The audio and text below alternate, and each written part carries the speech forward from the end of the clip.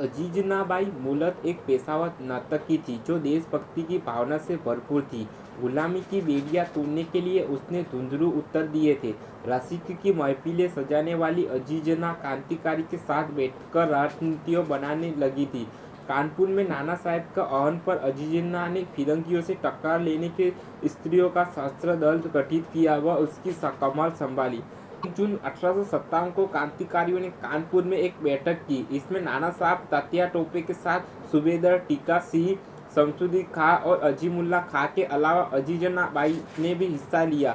यह गंगाजल को साक्षी मानकर इन सब ने अंग्रेजों की हुकूमत को जड़ से उखाड़ फेंकने का संकल्प लिया। 1857 में ही इन लोगों ने अंग्रेजों को जोरदार टक्कर देते हुए विजय प्राप्त की और नाना साहब को बिठूर का स्वतंत्र शासक घोषित कर दिया। परंतु यह खुशी ज्यादा दिनों तक नहीं टिक पाई। 16 अगस्त को बिठूर में अंग्रेजों के साथ पूर्ण भीषण युद्ध हुआ जिसमें क्रांतिकारी परास्त हो गए। इन दोनों ही युद्ध में अजीजना की भूमिका बेहद महत्वपूर्ण थी। उसने युवतियों की एक टोली बनाई जो कि मर्दाना वेश में रहती थी। वे सभी घोड़ों पर सवार होकर हाथ में तलवार लेकर नौजवानों को आज़ादी के इस युद्ध में हिस्सा लेने के लिए आमंत्रित करती थी। वे घायल सैनिकों का इलाज करती और उनके घावों की मरहम पट्टी करती, फल मिष्टान और भोजना बांटती और अपनी मोहक अपना व भारी मुस्कान से उनकी पीड़ा हराने की कोशिश करती। देशभक्तों के लिए वे जितनी मृदु होती, युद्ध विमुख होकर भागने वालों से उतनी ही कठोरता से पेश आती। वीरों को प्रेम का पुरस्कार मिलता जबकि कायरों को धिक्कार तिरस्कार। ऐसी सुंदरियों के तीखे शब्द वर्णों और उपेक्षणीय निगाहों की कटोरों से अपमानित होने की अपेक्षा सैनिकरण रणभूमि में लड़ते लड़ते प्राण गंवा देना ज्यादा बेहतर समझते थे।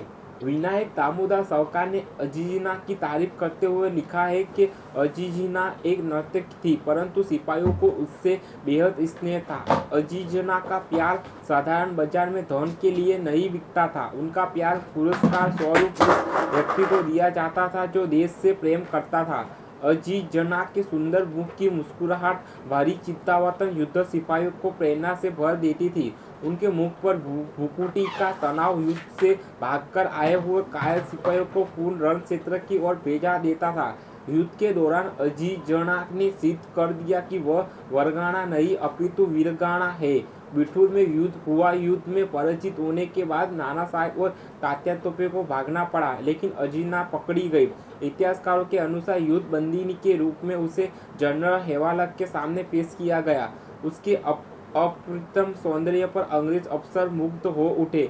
जनरल ने उसके समक्ष प्रस्ताव रखा कि यदि वह अपनी गलतियों को स्वीकार कर अंग्रेजों से क्षमा मांग ले तो उसे माफ कर दिया जाएगा और वह पूर्ण रस रंग की दुनिया सजा सकती है, अन्यथा कड़ी से कड़ी सजा भुगतने के लिए तैयार हो जाए।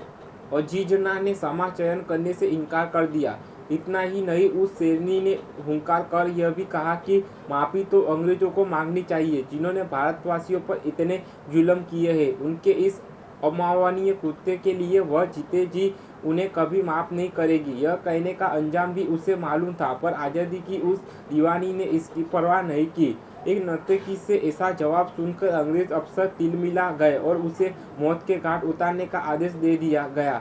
देखते ही देखते अंग्रेज सैनिकों ने उसके शरीर को गोलियों से छल्ली कर दिया गया।